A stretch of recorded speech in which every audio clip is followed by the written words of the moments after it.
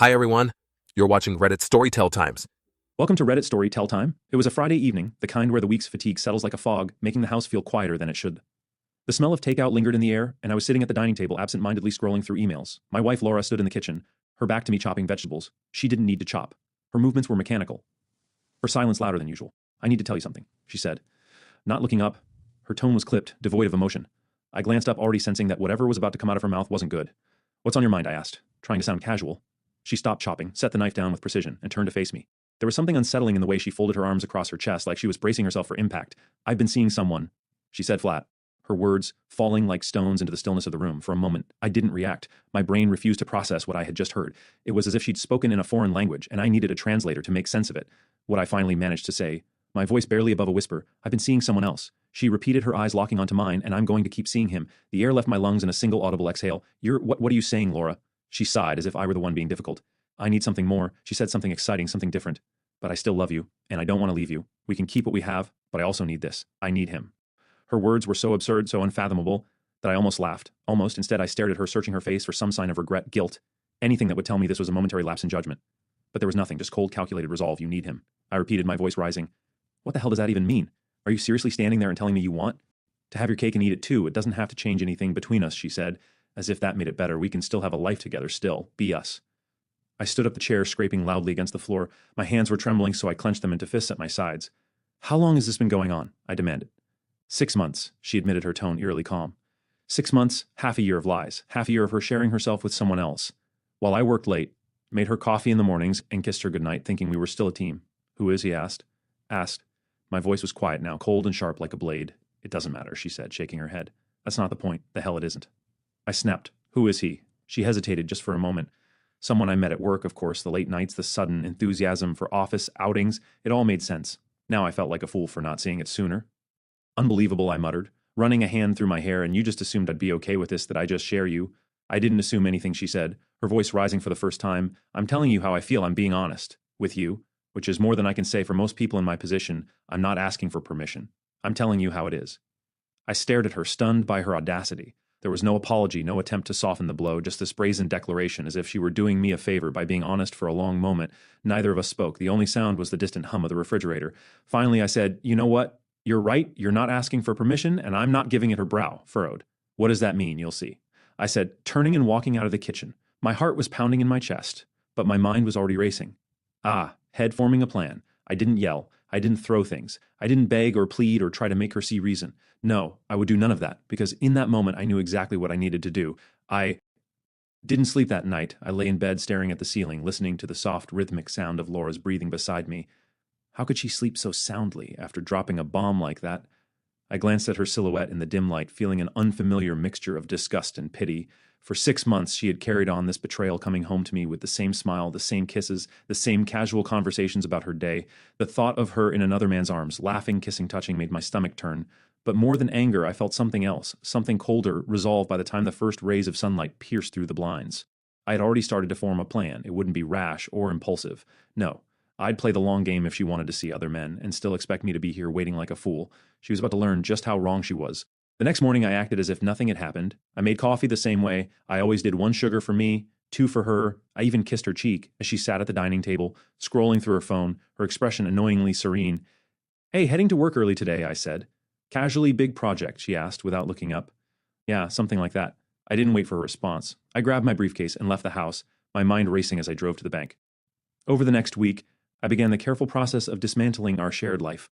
First, the money I transferred, every cent from our joint account, into one in my name alone to avoid suspicion. I did it in increments, a few thousand here, a few thousand there. It wasn't hard. Laura rarely checked the account unless she needed something specific, and even then she wasn't the type to dig too deep. Next, I started selling off the things that mattered most to her: the designer handbags she'd collected over the years, the jewelry she insisted she rarely wore but refused to part with. I listed them online, selling them quietly to buyers who paid in cash. I didn't touch the furniture or anything obvious.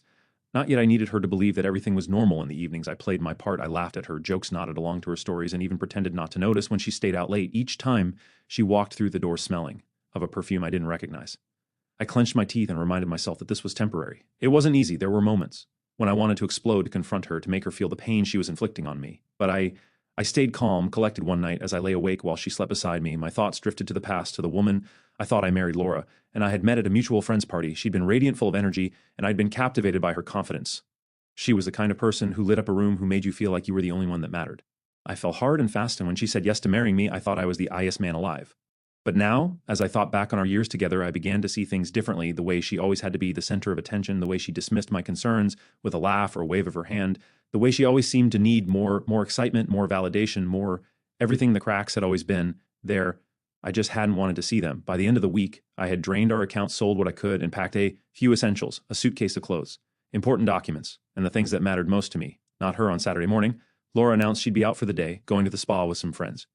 She said, tossing her hair over her shoulder as she sipped her coffee. Have fun, I said with a smile, knowing full well she was lying. As soon as she left, I sprang into action. I loaded the packed suitcase into my car, along with a few boxes of things I couldn't sell but didn't want to leave behind.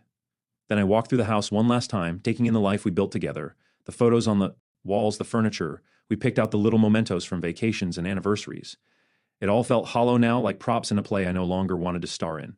Before I left, I wrote a note, just a few lines, nothing too dramatic. I wanted her to understand that I knew that I had been ahead of her all along. When I was done, I set the note on the cane counter, took one last look around, and walked out the door as I drove away. A strange sense of calm washed over me for the first time in months. I felt like I was in control. Laura thought she could have it all, but she was about to learn what it felt like to lose everything. I didn't know where I was going yet, but that didn't matter. Wherever I ended up, it would be better than staying in a house full of lies. I checked into a modest hotel on the other side of town, the kind of place where no one asks questions as long as you pay in advance. The room smelled faintly of cleaning chemicals and stale coffee. But I didn't care. It wasn't home, and that was the point. I dropped my suitcase onto the bed and sat down heavily beside it. The silence was deafening. For the first time since Laura's confession, I let myself truly feel the weight of it all: anger, betrayal, humiliation. They churned inside me like a storm threatening to pull me under. But I didn't have the luxury of falling apart. Not yet. The next step was to ensure that Laura's world collapsed the way mine had. The house was legally mine, an inheritance from my father, but I had never insisted on a formal agreement to clarify ownership. I knew Laura wouldn't think twice about trying to claim it as hers. She had always treated it like a trophy, something to show off to her friends, rather than a home we built together. The idea of her bringing another man into that house, our house, made my skin crawl, so I made arrangements to list it for sale. By the time she realized what was happening, it would be too late for her to stop it. The money I transferred into my private account was another safety net. I kept meticulous records of every transaction, ensuring there would be no loose ends for her to exploit. Laura had a knack for manipulation, but I wouldn't leave her a single thread to pull that week. I began to untangle myself from her life entirely. I reached out to our utility providers and canceled every service in my name. Electricity, water, internet, the works. I redirected my mail to a P.O. box I'd set up downtown and updated all my accounts with a new address and phone number. Each step was a small victory, a quiet reclamation of my independence. While I worked through the logistics, my mind kept drifting to Laura. I imagined her coming home to an empty house, her carefully curated life unraveling before her eyes. Would she cry, scream, call me, begging for an explanation? Part of me wanted to be there to see it, to witness her facade crack and crumble. But another part of me, the stronger part, knew it didn't matter. I didn't owe her that satisfaction. By midweek, I had a strange encounter that gave me unexpected clarity. I stopped by a diner for lunch, one of those old-fashioned places with red vinyl booths and a jukebox that hadn't worked in years. As I sat waiting for my sandwich, a couple walked in, a man and a woman, laughing and holding hands like teenagers. For a moment, I felt a pang of jealousy. They seemed so carefree, so connected, like Laura and I used to be. But as I watched them slide into a booth, I noticed something odd. The man kept checking his phone, barely glancing at the woman. As she talked, she in turn forced her laughter, her eyes darting around the room as if searching for something or someone else. It was a hollow performance, a relationship, held together by appearances rather than substance. I realized then that I'd been clinging to an illusion. Laura and I hadn't been happy in years. Not really. We'd been playing roles in a script that neither of us believed in anymore. Her betrayal hurt, but in some twisted way. It also freed me. On Thursday night, I got a call from an unknown number. I almost didn't answer, but curiosity got the better of me. Hello. There was a pause. Paw, followed by Laura's voice. Where are you? Her tone wasn't angry or pleading. It was cold, almost businesslike. I'm where I need to be, I said, keeping my voice steady. What does that mean? She demanded. You disappear, empty the bank account, and leave me with nothing. Are you trying to punish me? I let out a bitter laugh. Punish you? You're the one who decided to blow up our marriage, Laura. I'm just making sure I'm not collateral damage. You're being childish, she snapped. We could have worked this out like adults. Adults, I echoed. Is that what you call sneaking around for 6 months? And then announcing you want to sleep with other men while keeping me as your backup? That's not adult, Laura. That's selfish. She was silent for a moment, and I imagined her standing in the empty house, gripping the phone tightly, her nails digging into her palm. "You think you've won, don't you?" she finally said, her voice low and venomous. "This isn't a game," I said quietly. "It's my life, and I'm taking it back." I hung up before she could respond. As I stared at the phone in my hand, I felt a strange mix of emotions. Triumph, yes, but also sadness. I had loved Laura once with everything I had, and now here we were, two people who had shared a life reduced to adversaries. But even as the sadness lingered, I knew I had made the right choice. There was no going back. Now the cracks in the foundation of our marriage had been there all along. Laura's betrayal had simply shattered what was left, and I was finally free to build something new. Saturday morning came with an eerie stillness. It was the kind of quiet that pressed against my ears, amplifying every creak of the floorboards and rustle of the wind. Laura had already left for her spa day, which I knew was code for meeting him. That knowledge didn't sting as much anymore, if anything. It fueled me to execute my plan with precision. I stood in the kitchen staring at the blank sheet of paper in front of me, a part of me wanted to write something scathing to detail every betrayal, every ounce of pain she had caused. But I stopped myself. Laura didn't deserve the satisfaction of knowing she'd gotten under my skin. Instead, I kept it simple. You made your choice, so did I. Goodbye. Bye. I placed the note on the counter, its darkness matching the emptiness I'd carefully crafted in the house. The movers had arrived an hour earlier, their footsteps heavy on the hardwood as they hauled away what remained of the furniture. The living room, once filled with warmth and laughter, was now barren. The walls bare. The echoes of our past life erased. The boxes I hadn't sold were stacked neatly in the back of my car, and the rest, the little reminders of our life together, were left behind like remnants of a storm. I walked through the house one last time, each room a monument to what once was the bedroom where we shared whispered secrets and late-night laughter now felt like a hollow shell. The dining room where we'd hosted friends and celebrated anniversaries was just an empty space, and the kitchen where she had stood just days ago telling me she would keep seeing him felt colder than ever. As I locked the front door for the last time, I didn't feel sadness or regret. I felt relief. I dropped the keys in the mailbox, a final severance of my ties to this place, driving away. I thought about what she would find when she returned: an empty house, no money, and a note that said everything I needed to say. I could almost see the look on her face. Confusion morphing into anger. Her carefully constructed world crumbling around her. I didn't stay to see it. There was nothing left for me there. I checked into a new hotel that afternoon, this one a little nicer, with clean sheets and a view of the city skyline. As I unpacked my suitcase, I realized how little I had brought with me: a few changes of clothes, important documents, a photo of my parents from before they passed, no pictures of Laura, no mementos of our life together. It was as if she had already become a ghost, her presence fading with each passing hour that evening. I sat by the window, a glass of whiskey in hand, and watched the city lights flicker to life. For the first time in months, I felt a sense of peace. I wasn't naive enough to think that everything would be easy from here. Starting over would be hard, lonely even. But it was better than living a lie. I thought about Laura, about the life she had chosen.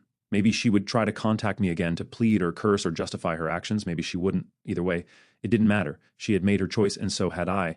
I expected the call to come sooner, but it didn't. The weekend passed quietly, and by Monday morning I began to wonder if she'd even noticed the house was empty. Perhaps she'd stayed with him, her lover, and my absence was a welcome reprieve.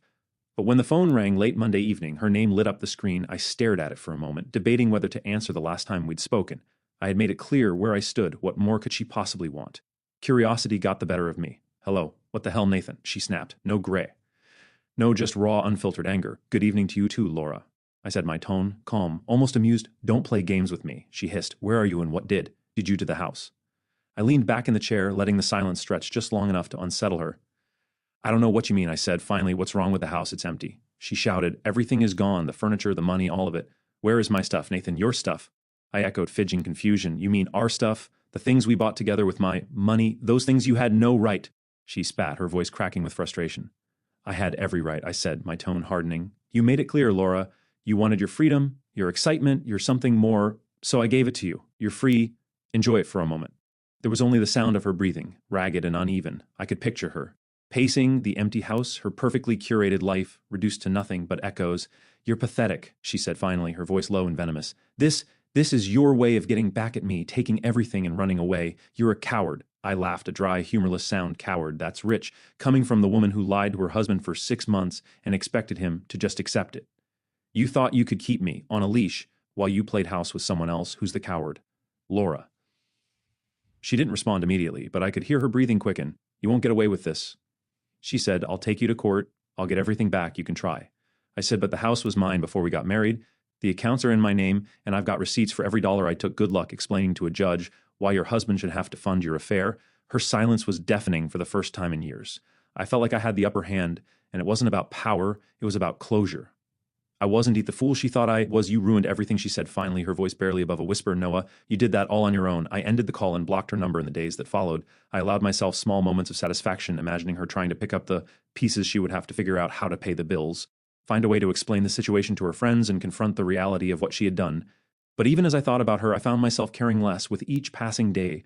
Her betrayal had been the catalyst, but now her existence no longer defined mine. One evening, while unpacking in my new apartment, I found a small box I had almost forgotten about. Inside was a collection of photographs, old memories of happier times.